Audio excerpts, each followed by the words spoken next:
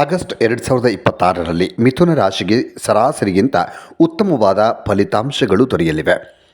ಈ ಆಗಸ್ಟ್ ತಿಂಗಳು ಆರ್ಥಿಕ ಮತ್ತು ಉದ್ಯೋಗ ರಂಗದಲ್ಲಿ ಪ್ರಗತಿ ಕಂಡು ಬಂದರೂ ಕೂಡ ಕೌಟುಂಬಿಕ ಹಾಗೂ ಆರೋಗ್ಯ ದೃಷ್ಟಿಯಿಂದ ಮಿಶ್ರ ಫಲಿತಾಂಶಗಳು ಸಿಗ್ತವೆ. ಮೊದಲಿಗೆ ವೃತ್ತಿ ಮತ್ತು ಉದ್ಯೋಗ ಈ ವಿಚಾರವಾಗಿ ಆಗಸ್ಟ್ ತಿಂಗಳಲ್ಲಿ ಯಾವ ರೀತಿ ಇದೆ ಅಂತ ನೋಡೋದಾದರೆ, ಸ್ವಲ್ಪ ಕೆಲಸದ ಹೊರೆ ಹೆಚ್ಚಳವಾಗುವಂಥ ಸಾಧ್ಯತೆ ಕಂಡು ಬರ್ತಾ ಇದೆ.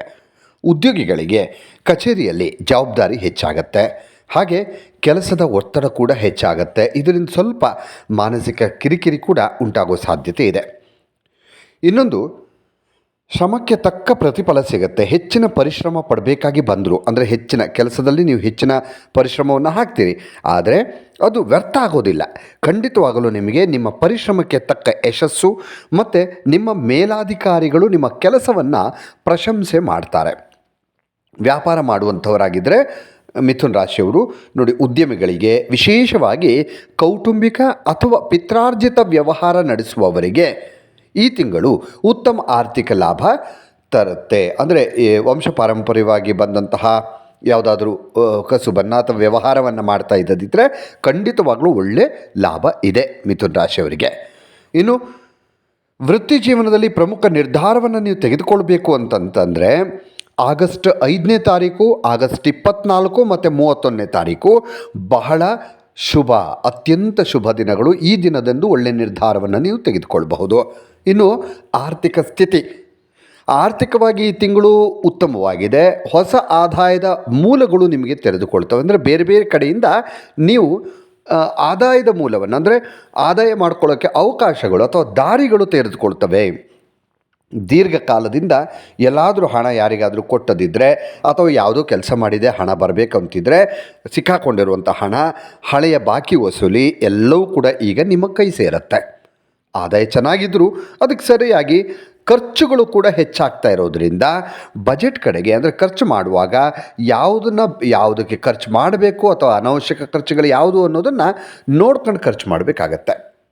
ಹಾಗೆ ನಿಮಗೆ ಇಲ್ಲಿ ಅನುಕೂಲಕರ ಸಮಯ ಅಂತಂತಂದರೆ ಅಂದರೆ ಹಣಕಾಸಿನ ವಿಚಾರದಲ್ಲಿ ಆಗಸ್ಟ್ 5ರಿಂದ ಆಗಸ್ಟ್ 12ರವರೆಗೆ ಅವಧಿ.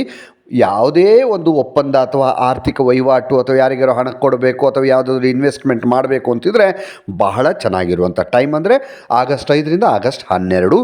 ಈ 7 ದಿನ ಇದೆಯಲ್ಲ, ಇದು ಬಹಳ ಚೆನ್ನಾಗಿದೆ. ಇನ್ನು ಕುಟುಂಬ ಮತ್ತು ಪ್ರೇಮ ಜೀವನ, ಏರಿಳಿತದ ವಾತಾವರಣ ಸ್ವಲ್ಪ ಕುಟುಂಬದಲ್ಲಿ ಇರುತ್ತೆ. ನಾನು ಮೊದಲೇ ಹೇಳಿದ ಹಾಗೆ ಕುಟುಂಬದಲ್ಲಿ ಸಣ್ಣ ಪುಟ್ಟ ಭಿನ್ನಾಭಿಪ್ರಾಯಗಳು, ದೊಡ್ಡದೇನಲ್ಲ, ಸಣ್ಣ ಪುಟ್ಟ ಭಿನ್ನಾಭಿಪ್ರಾಯಗಳು ಬರುವಂಥದ್ದು. ಕೌಟುಂಬಿಕ ಜೀವನದಲ್ಲಿ ಸ್ವಲ್ಪ ಏರಿಳಿತ ಆಗತ್ತೆ, ಮನಸ್ತಾಪ, ಕೋಪ ಇವೆಲ್ಲ ಇರುತ್ತೆ. ಹಾಗೆ 7ನೇ ಮನೆಯ ಮೇಲೆ ಮಂಗಳನ ದೃಷ್ಟಿ ಇರೋದರಿಂದ ಸಂಗಾತಿಯೊಂದಿಗೆ ತರ್ಕ, ವಾದ, ವಿವಾದ ಉಂಟಾಗುವಂಥ ಸಾಧ್ಯತೆ ಇದೆ. ಮಾತಿಗೆ ಮಾತು ಬೆಳೆಯುವಂಥದ್ದು, ವಾದ ವಿವಾದ ಆಗುವಂಥದ್ದು, ಇದು ಸರಿ ಇದು ತಪ್ಪು ಅಂತ ಒಂದಷ್ಟು ವಾದ ಆಗುವಂಥದ್ದು ಕೂಡ ಇರುತ್ತೆ. ಪ್ರಣಯ ಸಂಬಂಧಗಳು ಸರಾಸರಿಯಾಗಿರುತ್ತೆ. ಪರಸ್ಪರ ನಂಬಿಕೆಯನ್ನು ಕಾಪಾಡಿಕೊಳ್ಳೋದು ಅಗತ್ಯವಾಗಿರುತ್ತೆ. ಇನ್ನು ಶಿಕ್ಷಣ ಮತ್ತು ಆರೋಗ್ಯ ವಿಚಾರಕ್ಕೆ ನೋಡೋದಾದರೆ ಕಠಿಣ ಪರಿಶ್ರಮಕ್ಕೆ ತಕ್ಕಂತೆ ಮಿಥುನ ರಾಶಿಯ ವಿದ್ಯಾರ್ಥಿಗಳು ಪರೀಕ್ಷೆಯಲ್ಲಿ ಉತ್ತಮ ಫಲಿತಾಂಶಗಳನ್ನು ಪಡೆಯೋದಕ್ಕೆ ಸಾಧ್ಯವಾಗುತ್ತೆ.